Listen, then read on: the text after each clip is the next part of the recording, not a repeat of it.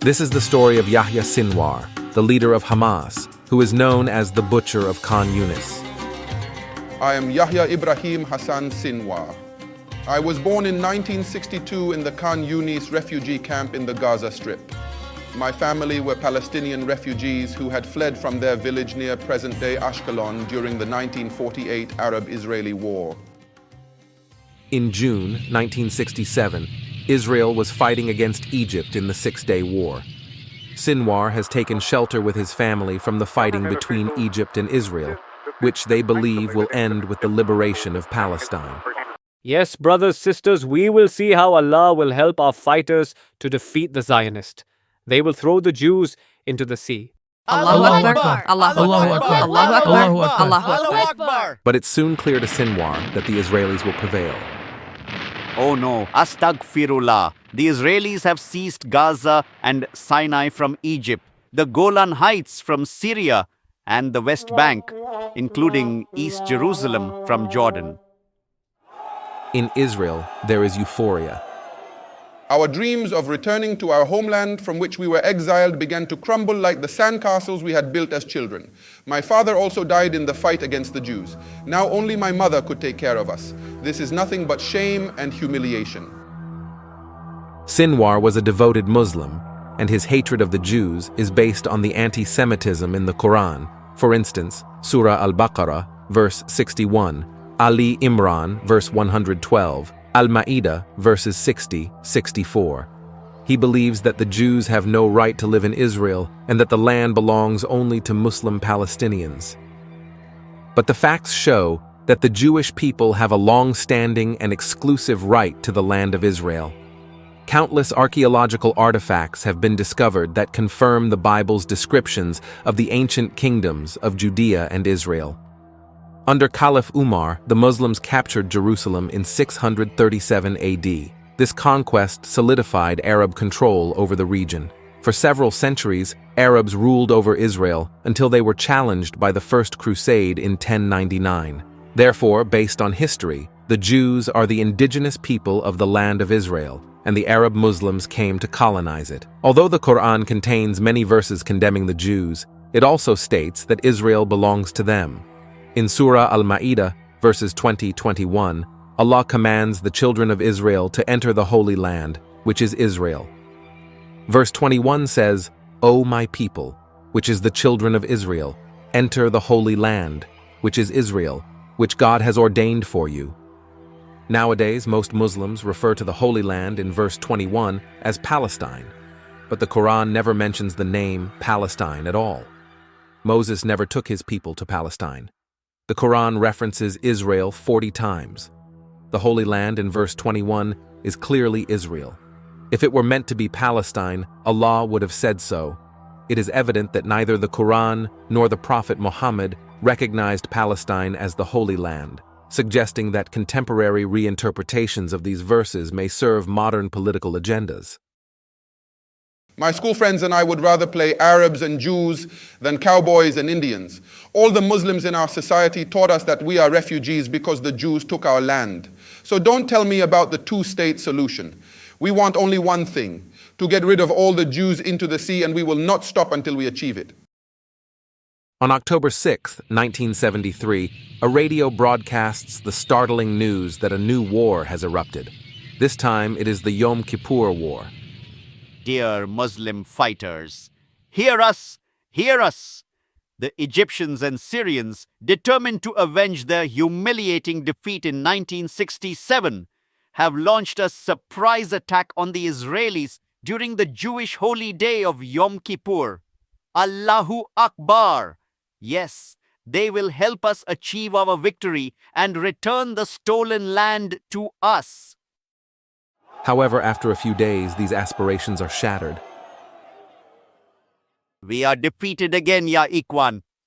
Astaghfirullah!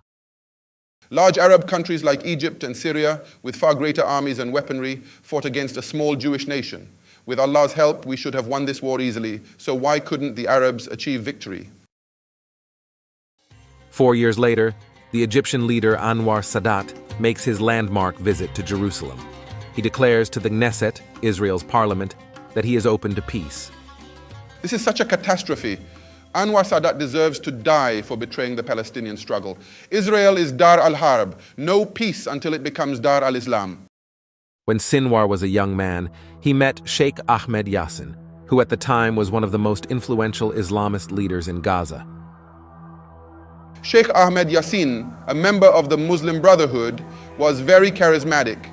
He was a small man confined to a wheelchair as a result of a spinal injury he suffered in a sporting accident as a boy, and he spoke in a high-pitched voice.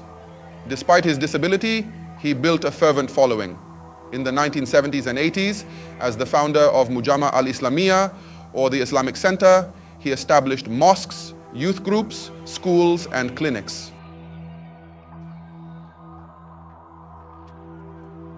In December 1987, a spontaneous uprising began in Gaza and then throughout the West Bank that came to be known as the First Intifada, or shaking off.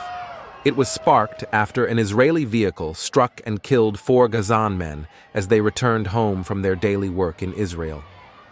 Many young Palestinians were convinced that the accident had been a deliberate act of aggression and went into the streets, hurling stones and setting tires ablaze. The day after the incident, Yassin assembled a group of associates in a modest house in the al-Shati refugee camp in Gaza City, and they founded Hamas as an Islamist alternative to the PLO. By that summer, Hamas had released a charter declaring its commitment to eliminating Israel and denouncing what it called the Nazism of the Jews. Hamas was mainly dedicated to jihad against Israel. With the Hamas organization, we declare that our commitment is to eliminate Israel. Hamas was primarily dedicated to waging jihad against Israel. To establish internal discipline and moral rectitude, I set up the Hamas unit called Munasamat al-Jihad wa al-Da'wah, or the Majd, and selected Yahya Sinwar to help lead it. Majd is a special squad that punished those who collaborated with Israel or who committed offenses against Orthodox Islamic morality, including homosexuality, marital infidelity, and the possession of pornography. Sinwar, who handled southern Gaza for the Majd, reportedly carried out his duties with icy efficiency and without a trace of regret.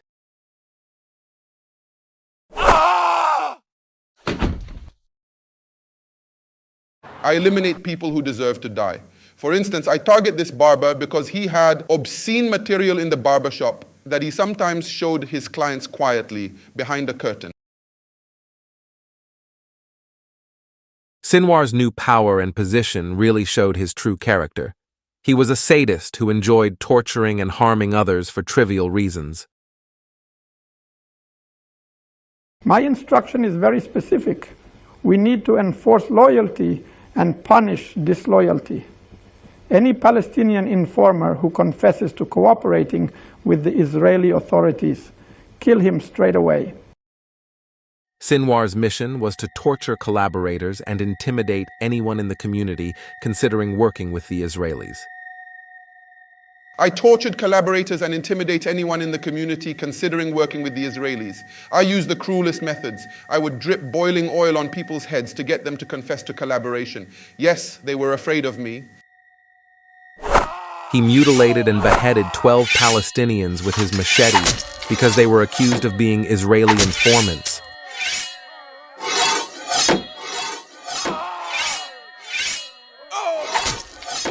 Why not just shoot them?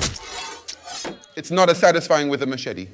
Because of his fondness in using his machete to do his task, he became known as the Butcher of Khan Younis. Hamas carried out such actions so frequently that Amnesty International reported in 2009 that during IDF operations in Gaza, men and women suspected of working as Israeli informants were routinely abducted, tortured, executed, and either dumped in remote areas or found in the morgue of one of Gaza's hospitals. In fact, Israel has recruited thousands of Palestinian collaborators to provide intelligence, including the whereabouts of Hamas leaders. Sheikh Yassin was killed in an Israeli airstrike in March 2004. How did they know how to strike so precisely if they didn't have information from the inside. Just 1 month later, his successor, Abdelaziz al-Rantisi, met the same fate. For his murders of Palestinians, Sinwar was arrested by Israeli police in 1988 and sentenced to 4 life terms in a facility in the Negev desert.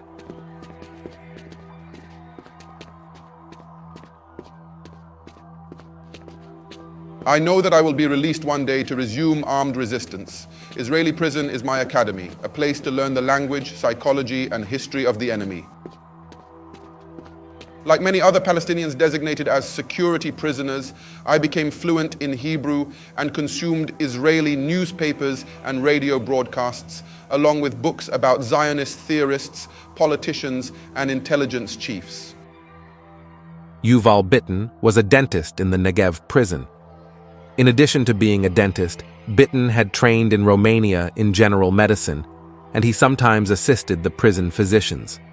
I treat members of Hamas, Fatah, and Palestinian Islamic Jihad who had been imprisoned for various terror-related crimes. Sinwar was among them. In 2000, we suddenly received many new prisoners who are hardcore terrorists from the Second Intifada. Jerusalem suffered a brutal wave of suicide bombings. Because of this, the IDF arrested many Muslims from Palestinian cities and towns. The prisoners retained the structure of the organizations they came from. If it was Hamas, they lived together as a group. Hamas with Hamas, Fatah with Fatah. They retained a semi-military life, and they were very tough.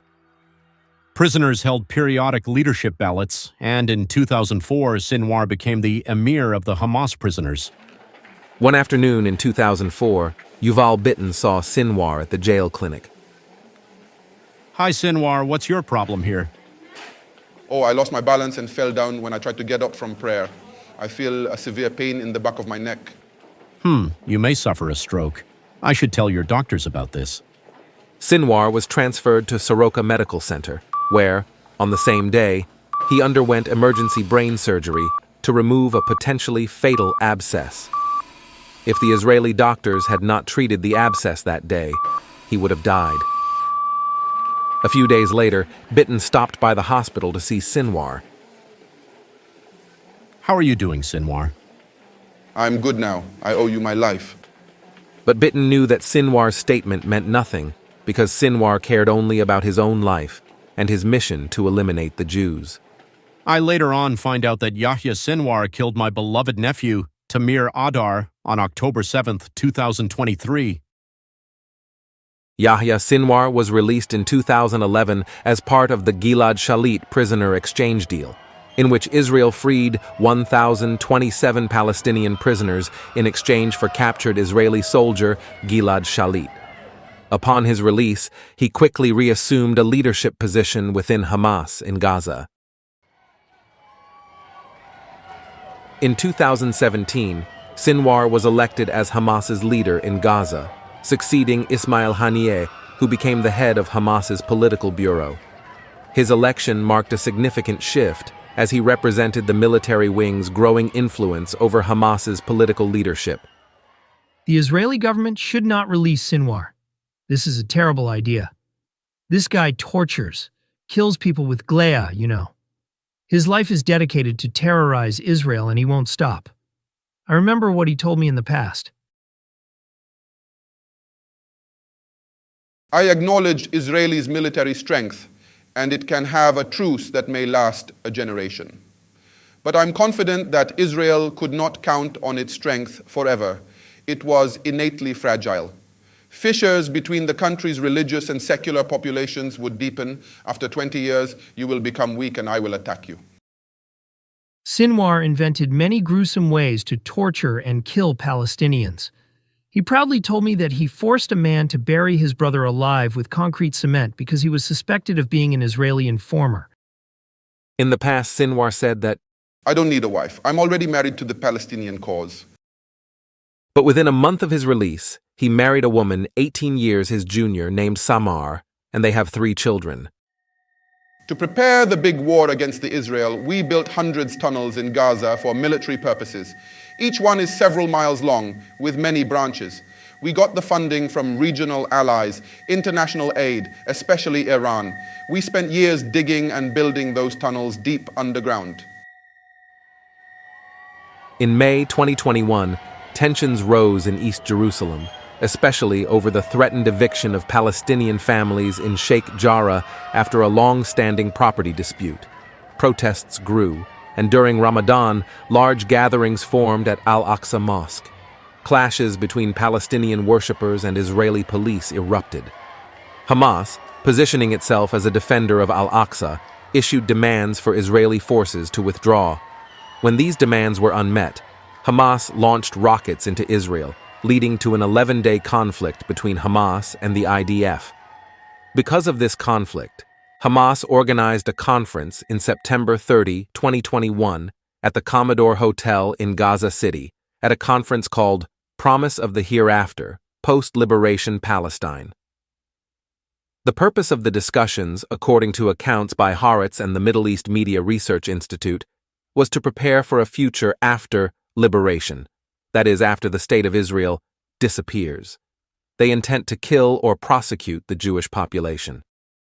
Shlomi Eldar, an Israeli journalist with myriad sources in Gaza and the West Bank, explains, The conference was serious because the Hamas leadership stopped thinking logically and began thinking religiously. When you think that you have been chosen by God to carry out his mission, you believe everything is possible. This decision to erase the State of Israel is rooted in nothing but hatred. Look at the cities of Gaza before that time. Palestinian society was flourishing, with well-developed neighborhoods and modern amenities. The Muslim population in Israel has grown significantly, especially in Jerusalem. In contrast, the Jewish population throughout the Muslim world in the Middle East has nearly disappeared. For example, Morocco. The Jewish population was 250,000 in 1948. In 2024, it is only about 2,000. Algeria. The Jewish population was 140,000 in 1948. Now it is around 50. Tunisia. Once home to 150,000 Jews, Tunisia now has only about 50. Libya. The Jewish population was 38,000. Now it is 0. Egypt. Once 75,000, the Jewish population is now only about 4. Yemen. The Jewish population was 55,000. Now it's fewer than 10. Iraq. The Jewish population was 150,000. Now only about 7 remain. Syria. From a population of 55,000, fewer than 10 Jews remain. Jordan. The Jewish population was 2,000 in 1948. Now it's fewer than 100. Lebanon. The Jewish population was 5,000. Now fewer than 100 remain. This depopulation stands in contrast to Israel, where the Arab population has flourished.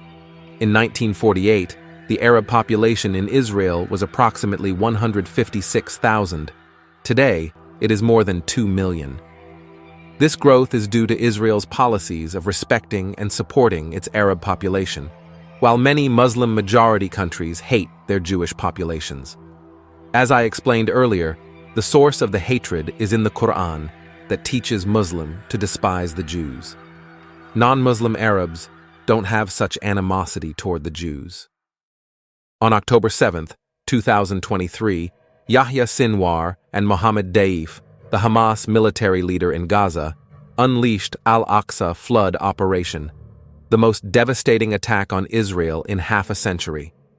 Thousands of Hamas fighters breached Israeli defenses through a combination of methods to infiltrate Israel from the cities of Sufa, Sderot, Kfar Aza, Be'eri, and Nahal Oz. They broke through the fortified border fence between Gaza and southern Israel in multiple locations, using explosives to create openings and bulldozers to widen breaches. They reportedly used motorbikes, vehicles, and even paragliders. They killed 1,200 and kidnapped 250 Jews.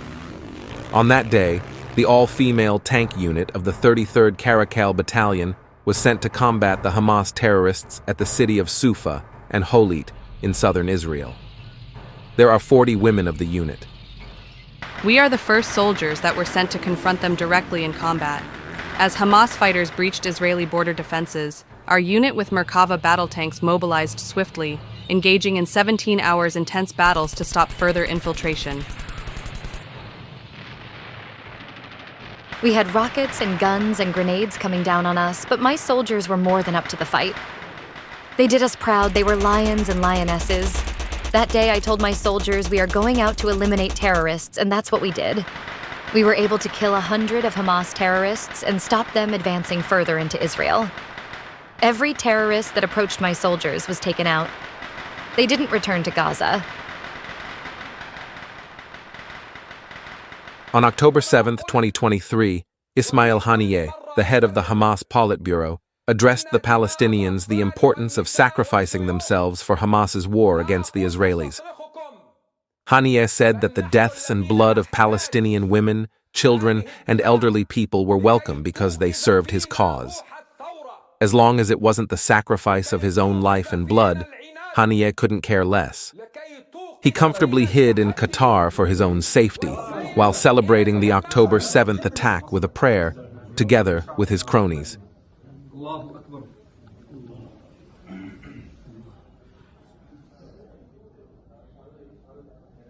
Israelis already understand that peaceful coexistence with such a neighbor may never be possible.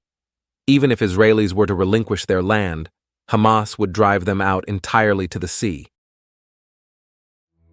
Since then, the IDF and IAF have retaliated harshly.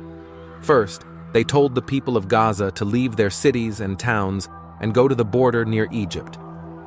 Then the IDF and IAF began their attacks. More than 1,300 buildings in the Gaza Strip were completely destroyed, while another 55,000 housing units were damaged. This damage affects both residential and non-residential areas, including homes, businesses, hospitals, schools, and public infrastructure. Many Palestinians decided to stay put, resulting in 40,000 casualties. This number of casualties did not bother Sinwar, because he believed that these are just war casualties. In the past, when he was still in prison, Yuval Bitton asked him, "Is it worth it to achieve your goals if it means sacrificing many innocent people, Israelis and Palestinians?" We are ready to sacrifice 20,000, 30,000, 100,000. Although Sinwar had no problem sacrificing hundreds of thousands of Palestinians for his cause, he was unwilling to risk his own life or that of his family. On October 6th, a day before the attack, he took his family into hiding in one of Gaza's tunnels. For months, Shin Bet and the IDF launched an intense manhunt to locate Sinwar and other senior Hamas leaders. Reports indicated that Sinwar, along with his family, had moved into a network of underground tunnels and bunkers built by Hamas to evade Israeli strikes. These tunnels, some of which ran deep beneath Gaza City, provided a shield for Hamas's leadership as Israel intensified its bombardment of Gaza. On October 16, 2024, Israeli intelligence agencies gathered information on Sinwar's movements, which revealed he was hiding in tunnels across Rafah, an area with multiple tunnel networks. The IDF started to examine these tunnels. They didn't know that actually Sinwar was indeed inside the tunnel. Once Sinwar knew that the IDF soldiers were getting closer, he and his bodyguards were forced to come out from the tunnel to the surface.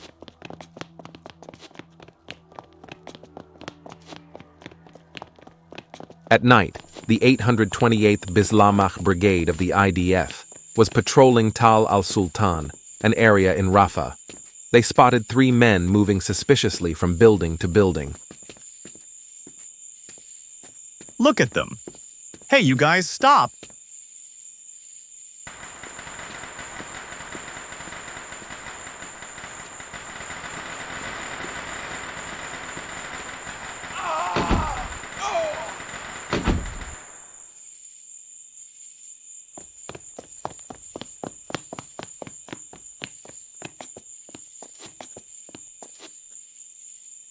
They hide in that building.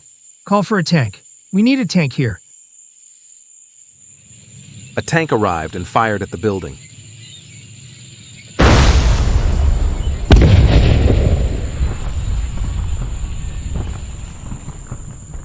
Let's use a drone to check the condition of the inside of the building.